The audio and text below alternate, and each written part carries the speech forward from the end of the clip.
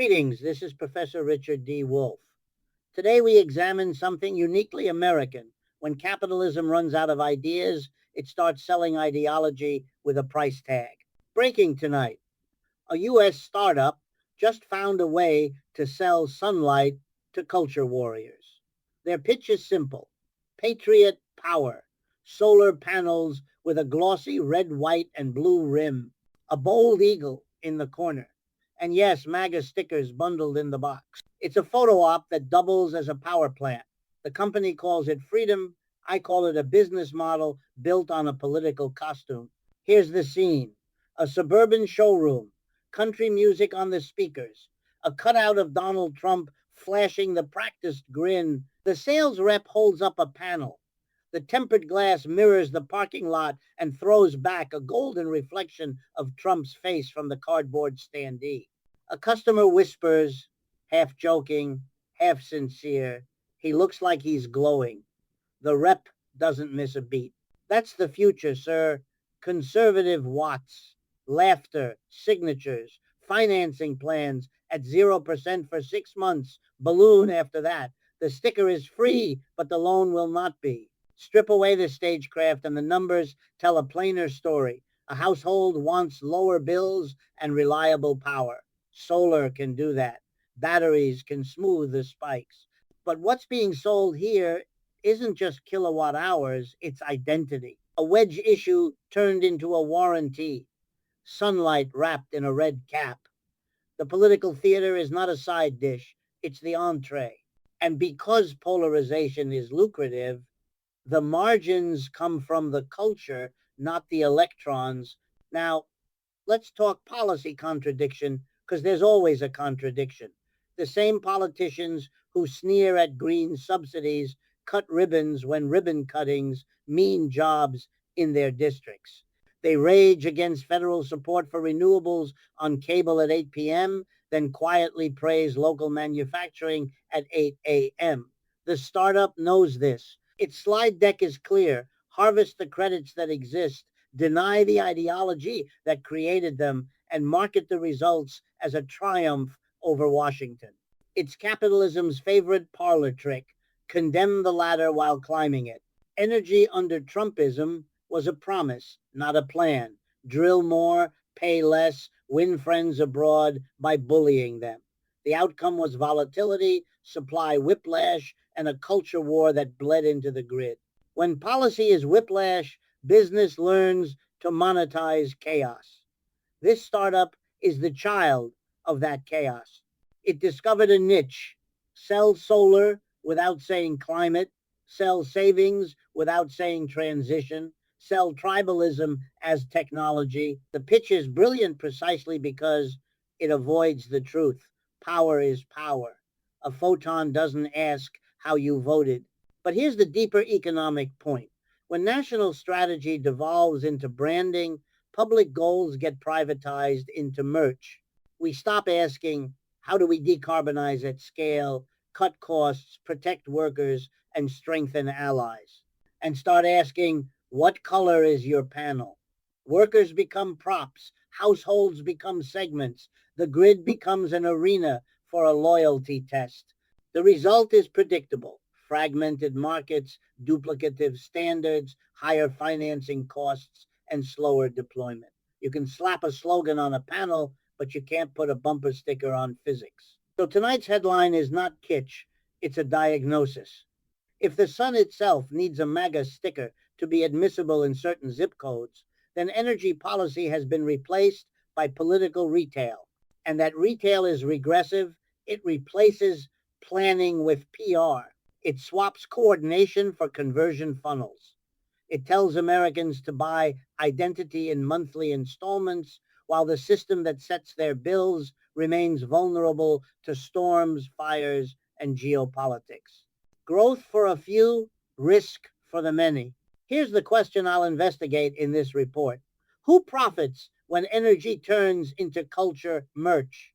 Whose balance sheets benefit from the tax credit they denounce on camera? Which financiers underwrite the loans behind the showroom grin? And what happens to households when the teaser rate expires, but the tribal branding remains? Follow the money. It usually glows brighter than any reflection. The irony writes itself. Make America Great Again, printed in vinyl red, now powers your refrigerator through Chinese-made silicon wafers. The panels are assembled in Texas, sure, but trace the supply chain and you find the same global network Trump swore to dismantle. Wafers from Malaysia, inverters from South Korea, aluminum frames shipped through Mexico, and marketing slogans tested in Florida focus groups. It's a patriotic package built by the same globalization machine that the MAGA movement pretends to hate. That contradiction isn't a footnote, it's the foundation. This is how modern American capitalism survives its own hypocrisy, by converting political resentment into consumer enthusiasm. Every ideological wound becomes a profit opportunity. Don't like liberal solar?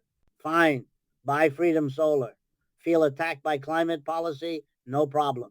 They'll sell you the same technology rebranded as rebellion. It's economic jujitsu. The right wing's outrage becomes the renewable industry's new marketing department. As a Marxist economist, I find the transformation fascinating and depressing, because beneath all the glossy branding, the basic relations of production haven't changed one bit. The profits flow upward, the labor remains underpaid, and the credit risk stays with the working and middle classes. These patriotic panels are financed through consumer loans pushed by private lenders who securitize the debt, the same playbook that inflated the housing bubble. Only this time the collateral isn't a home. It's the sun on your roof. You can almost hear Wall Street chuckling, let them buy the revolution and we'll sell them the financing. And Trump's rhetoric helps it along. Every time he mocks green elites, he gives cover to the same companies cashing in on tax credits his administration quietly extended. His followers think they're buying defiance. They're really buying the same product at a markup packaged in defiance colored wrapping. It's a master class in ideological inversion, rebellion, outsourced to the very capital it claims to fight. Let's not forget what solar represents in the broader context. It's not about saving the planet, not in this model. It's about market segmentation, data collection, and brand loyalty. Each solar buyer becomes a data point: income level, political alignment, spending habits, credit score. Those databases feed algorithms that determine the next election's ad spend. In other words, your energy bill is now part of the campaign strategy. Think about that. The same device that powers your home becomes a tool to target your vote. Your rooftop is an advertising platform in disguise, a patriotic selfie for the energy market, a microcosm of how capitalism consumes everything, even the sunlight, even the symbols that were supposed to unite people. And here's the most absurd part. These panels, marketed as energy independence, often feed into grids still dominated by fossil fuels. The MAGA homeowner believes he's going off grid, but he's still tethered to the same utilities, the same rate structures, the same corporate monopolies that dictate American energy prices. Independence, like most things under late capitalism, comes with a subscription plan. So yes, the company is clever. Yes, it's profitable, but it's also the perfect metaphor for Trump era economics, a theater of defiance, masking the continuity of dependence, a business model that feeds on resentment while pretending to fight it. The sunlight is clean, but the system that sells it remains polluted. Follow the incentives and the story sharpens. The startup's deck brags about patriotic differentiation, but the real engine is financial engineering: investment tax credits, accelerated depreciation, dealer fees folded into loans, and rooftop leases that look like savings until the fine print blooms. This is not innovation in physics, it's innovation in paperwork. The MAGA sticker is the hook. The yield is in the securitization. Lenders bundle thousands of small solar loans, slice them into tranches, sell them to yield-hungry funds, and pocket fees that never see a ray of sunlight. If this sounds familiar, it should. We turned mortgages into casino chips. Now we're trying it with photons. The contradiction deepens when we map labor. Those glossy promo shots never show the crews in 105-degree heat on asphalt shingles, paid by the job, not the hour, classified as contractors when it's convenient, and employees when liability threatens. Trump world shouts about American jobs, but the subcontracting tree is a maze designed to keep bargaining weak and responsibility distant. If something fails, the installer blames the inverter. The inverter blames the panel. The panel blames the mounting hardware. Everyone points north, south, and sideways, never upward to the cap table where profits collect.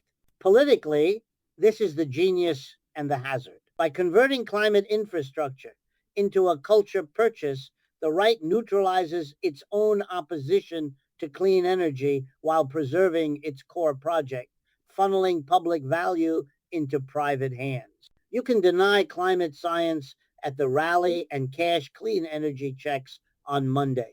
The brand architecture makes it effortless. The startup understands the choreography. Invoke energy freedom, cite inflation relief, and smuggle in the balance sheet benefits under cover of grievance. It's a perfect loop. Resentment generates sales, sales generate data, data fuels the next resentment campaign. Let's place this in the wider geopolitical ledger. Allies notice Canada and the EU built their clean energy policies around industry planning and labor standards.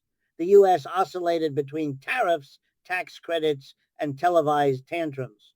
When Trump turned trade into a daily performance, supply chains reconfigured around uncertainty premiums. That raised costs for everyone, especially small installers. Then our patriotic startup backfilled the gap with marketing alchemy, call it the Trump dividend, chaos that creates arbitrage for those nimble enough to brand it as order. And what about the grid? The promise is resilience. The reality is patchwork. Net metering rules vary block to block.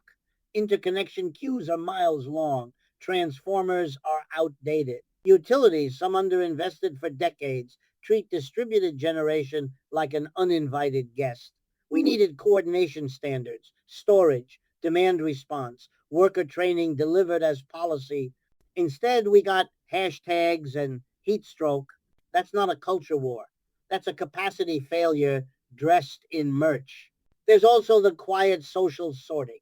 Neighborhoods with better credit and roof lines capture incentives first, dropping their bills while fixed grid costs shift to renters and lower income households.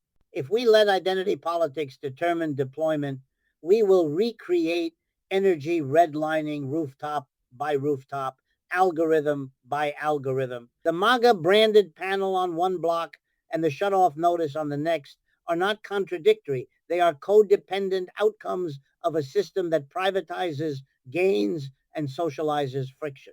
So when you see that glowing reflection of Trump on tempered glass, remember what's really shining. The returns from a political economy that sells rebellion as a product line. The sun didn't change. The grid didn't suddenly modernize. What changed was the packaging. And packaging is where American capitalism hides continuity.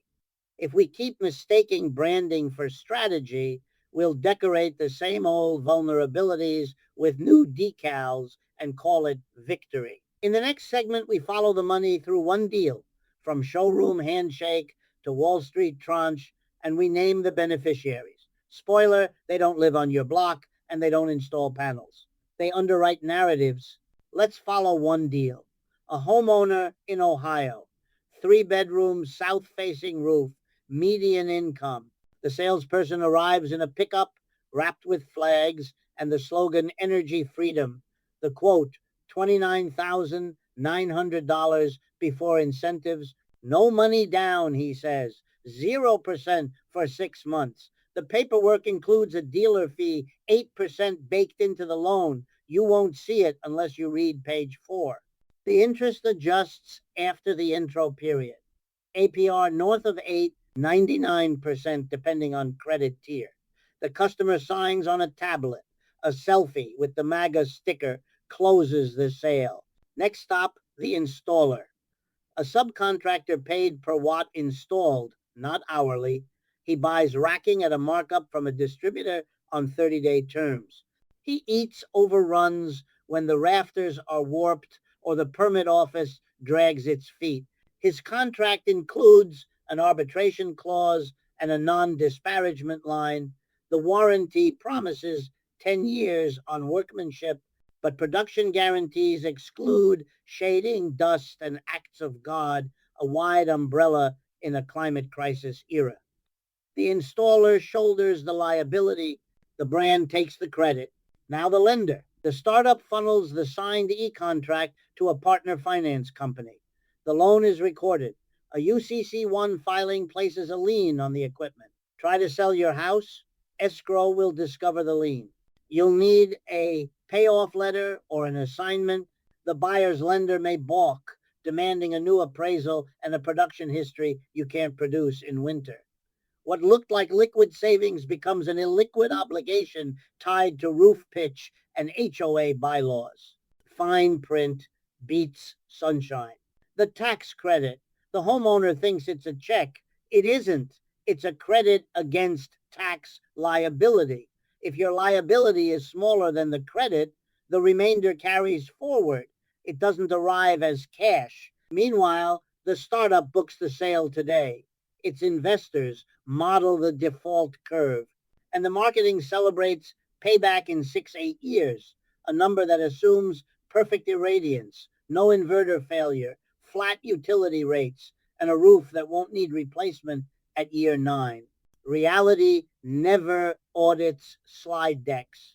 Wall Street enters, loans are pooled into an SPV, special purpose vehicle, tranches are sliced, senior, mezzanine, residual. Ratings agencies apply models built from mortgage era math with solar specific adjustments. Coupon targets land at 6-7% for senior paper. The mezzanine demands double digits. Servicers collect monthly payments, tack on late fees, and push delinquencies into quiet settlement channels that never make the brochure. Everyone in the capital stack earns before a single kilowatt hour is generated. Who buys the paper? Pension funds hungry for yield, insurance companies hedging liabilities, hedge funds betting on prepayment speeds. Some of these institutions bankroll the very political networks that rage against green socialism. The circle closes. Outrage funds campaigns. Campaigns demonize climate policy. The market harvests tax-advantaged cash flows anyway. Donations return at election time. It's not conspiracy. It's compliance capital complying with incentives while politics performs indignation. Let's tally the cash flows in this one deal. Upfront dealer fee to the startup, distributor margin on hardware, installer margin thin and risky, lender origination fee, servicer fee, rating fee, securitization counsel, underwriter spread, tranche buyer's coupon. And then maybe after degradation, hail, grid outages, and policy shifts, the homeowner nets monthly savings that creep over time if utility rates cooperate. Everyone got certainty except the person under the roof. There's a labor chapter too. The crew replacing a broken microinverter 6 months later is paid a flat truck roll rate that barely covers fuel. Training varies by franchise. Safety gear is on the worker's dime. A summer heat advisory is a scheduling challenge, not a hazard. Meanwhile, the brand's social video shows drone shots, swelling music, and a promise, own your power. Ownership here means servicing someone else's debt. And the politics? The startups pack gives on both sides, but the slogans lean one way because the segmentation data says that's where conversion spikes. That's the tell. Ideology is a skin the business wears. The skeleton is debt, tax credits, and securitization. Call it MAGA, call it freedom, call it resilience. It all clears through the same clearinghouses on Wall Street. This is the anatomy of one patriotic panel. Not a scandal, a structure. Legal, polished, profitable. It doesn't need to break the law to break trust. The contradiction isn't hidden, it's marketed. We were promised energy independence. We got brand dependence with a lean. Here's the policy core. If you want clean, cheap, resilient power, you need planning, standards, and bargaining power for the public, none of which can be replaced by a sticker. A serious program would look nothing like the showroom mythology. It would start with grid modernization, transformers, substations, transmission, and pair rooftop solar with storage, demand response, and clear interconnection timelines. It would set national labor standards for installation, apprenticeship, prevailing wage, safety enforcement, so the men and women on those roofs are not disposable inputs. And it would cap junk fees in consumer lending so zero down can't smuggle predatory APRs into people's attics. Add the cooperative layer that America keeps ignoring. Community solar, publicly owned utilities, or worker-owned installation co-ops can capture the value now siphoned off by dealer fees and securitization spreads. Let the savings show up as lower bills, not higher dividends. I've argued this for decades. When markets deliver essential goods, health, housing, energy through financial engineering, they extract before they provide. When communities own the assets, they reverse that order. Suddenly, return on investment becomes return to ratepayers. Industrial policy matters too. A MAGA frame insists manufacturing equals tariffs plus swagger. Reality says manufacturing equals patient capital plus predictable rules. If you actually want panels, inverters, and batteries made here at scale, you don't broadcast contempt for allies one week and beg for supply the next. You negotiate stable North American content rules with Canada and Mexico, align standards with the EU and South Korea, and lock in multi-year purchase agreements that let factories finance expansion. That is how you beat dependency, not with slogans, but with contracts the bond market believes. Then comes rate design. Utilities should reward households that install storage and participate in demand response, not punish them with Byzantine interconnection queues. Net metering needs a just transition to a tariff that is fair to the grid and fair to the customer, transparent credits, predictable time of use rates, and protections for renters. The MAGA panel on a single roof cannot do this. Only rules can. Only institutions can. And yes, the culture war has a cost. When you rebrand the energy transition as a tribe test, you slow adoption in counties that would benefit most from stabilization of bills and weather resilience. You also fracture data. Installers optimize for conversion, not coverage. Lenders optimize for FICO, not equity. The result is an archipelago of rooftop winners surrounded by a sea of renters and low-income households who see the transition as something other people get. That is a political failure, not a technological one. Which brings me back to Professor Wolff's evergreen point, ownership. The clean energy debate is framed around fuels and emissions, but the decisive variable is who owns the equipment, who controls the finance, who sets the prices. Under Trumpist branding, ownership flows upward. Under a democratic energy strategy, ownership must flow downward and outward. Municipal power authorities, rural electric co-ops, union shops, credit unions that hold the paper locally, community funds that recycle savings into weatherization. That structure does not trend on social media. It just works. Imagine the alternative showroom. No cardboard cutout. No conservative watts. A union badge on the installer's vest. A contract that spells APR in 24-point font. A grid interconnection date you can track like a package. A community share option for renters in the same zip code. And a warranty that belongs to a public utility, not a shell LLC that dissolves before the inverter fails. That's not partisan, that's competent. Next, we'll test competence against the real world. I'll take you through a county that ditched the merch and built a public option for solar. Union labor, shared storage, fair rates. We'll compare bills, outages, and defaults. We'll see what happens when the sun is treated as infrastructure, not as a backdrop for a hat. Let's go to Rutherford County, flyover America, except people actually live there. After a string of storm outages and bankrupt retail suppliers, the county commission did something unfashionable. They built a public option. No mascots, no merch. They issued municipal bonds at 3.4%, hired union crews, stood up a small procurement office, and launched 3 pillars: community solar gardens, a shared battery hub at the substation, and transparent rate design. Households could buy a share for $10 a month or apply for low-income credits that reduce the fee to $3. Renters weren't excluded. They subscribed to kilowatt blocks just like homeowners.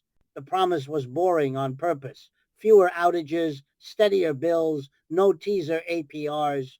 Here's what changed in the first 12 months. Average residential bills dropped 7-9% compared to neighboring counties, not because sunlight got cheaper, sunlight is free, but because finance did. Municipal debt beat dealer fees. Union labor beat churn. Standardized hardware cut maintenance calls by a third. The shared battery shaved evening peaks, which lowered the utility's capacity charges. That saving didn't vanish into dividends. It showed up as a line on the bill, labeled plainly storage credit. You didn't need a focus group to like it. Reliability improved. During 2 summer heat advisories, feeder lines that used to trip held steady as the battery injected power for 68 minutes at a time. Outage minutes per customer fell from 212 to 119. The call center didn't melt down because the interconnection queue wasn't a mystery. Every application had a public tracker. Installers weren't disposable. They were staff with apprenticeships, OSHA training, and a career ladder. The right wing calls that bureaucracy. Workers call it a plan. Politically, something subtle happened. The energy debate cooled down because bills stopped spiking. When information is clear and savings are real, the partisan oxygen runs out. You can try to sell a MAGA sticker across town, but people compare rates, not decals. The showroom pattern Zero Down Freedom Power looked small next to a public dashboard that updated solar output in real time. If you want a symbol, try a graph the whole county can read. Finance was the fulcrum. Instead of bundling rooftop loans into opaque securities, the county pooled subscription revenue into a reserve fund that backstopped the bonds. Delinquencies didn't trigger robocalls from a servicer in another state. They triggered a local energy efficiency audit. If your arrears grew, the utility swapped in a more efficient heat pump, paid from the reserve, and recouped the cost through a mild on-bill tariff. That's not charity. That's arithmetic. It is cheaper to fix waste than to securitize it. The public option also changed who captured data. The utility kept energy profiles to operate the system, not to target voters. There were no psychographic segments, no patriotic differentiators. The biggest marketing spend was a Saturday booth at the farmer's market explaining time of use rates with a laminated chart. People learned when to run dryers, Demand shifted. Peaks flattened. No hashtags required. And yes, local businesses noticed. A small plastic shop on the edge of town signed up for a demand response program that paid them to pre-cool during surplus solar hours. Summer bills dropped 11%. The owner didn't care about climate rhetoric. He cared about margins. That's the point. Competence converts skeptics better than flags on inverters. Contrast this with the MAGA branded model. There, identity drives adoption but sabotages scale. Fragmented finance, uneven standards, installers racing quotas, households trapped in liens they barely understand. In Rutherford, the same sun powered a system, not a storyline. The winners were not a cap table in a distant office. They were meter by meter, block by block. This is the lesson Trumpism refuses to learn. Performative defiance is not a substitute for design. You cannot bully a grid into resilience, meme your way to stable capacity, or finance public goods with private gimmicks and expect equity to follow. Governing is slower than branding and more durable. When we do it, the culture war loses market share. Next, we widen the lens. We'll examine how a regional compact county utilities, a state green bank, and a Canadian battery supplier scaled this model across 5 jurisdictions without a single sticker. The result wasn't viral, it was reliable. And in energy, reliability is the revolution. So here we are, from MAGA stickers on solar panels to public-owned power grids. America's energy story has become a mirror of its politics, shiny on the surface, fragile underneath. The same sunlight that could unite a country around shared progress is instead split by branding, slogans, and borrowed money. It's capitalism's favorite trick. Sell division, call it choice, and bill it monthly. As an economist, I've spent my career tracing how ideology hides inside balance sheets. This is one of those moments. The Patriot solar pitch isn't about innovation, it's about appropriation, the private capture of public virtue. It turns environmental progress into a culture product, democracy into a customer base. Under Trumpism, everything becomes a market, even belief. But sunlight doesn't care about borders or hats. It doesn't vote. It doesn't need financing fees or focus groups. It just arrives, generous and indifferent. The real question is whether we can build systems that treat energy as a public good, not a political prop. Because every minute we spend rebranding photons is a minute we're not rebuilding the grid. Rutherford County proved something profound. Competence outperforms ideology. When you democratize ownership, when workers install panels they actually have a stake in, when communities share the storage, when financing serves the household instead of the hedge fund, energy stops being a partisan symbol. It becomes what it always should have been: infrastructure. Reliable, boring, transformative. Trump's legacy, in this light, isn't leadership, it's spectacle. A solar panel that glows with his reflection but generates the same inequality he promised to fix. That reflection isn't divine, it's fluorescent. It's capitalism applauding itself in the mirror. So if the question is whether America can power itself without another culture war, the answer is yes, but only if we stop confusing ideology with engineering and outrage with ownership. The energy transition will succeed not when it flatters the right voters, but when it frees the wrong ones from debt. I'm Richard D. Wolff. Thanks for watching. And remember, if someone tries to sell you the revolution on credit, check the interest rate first.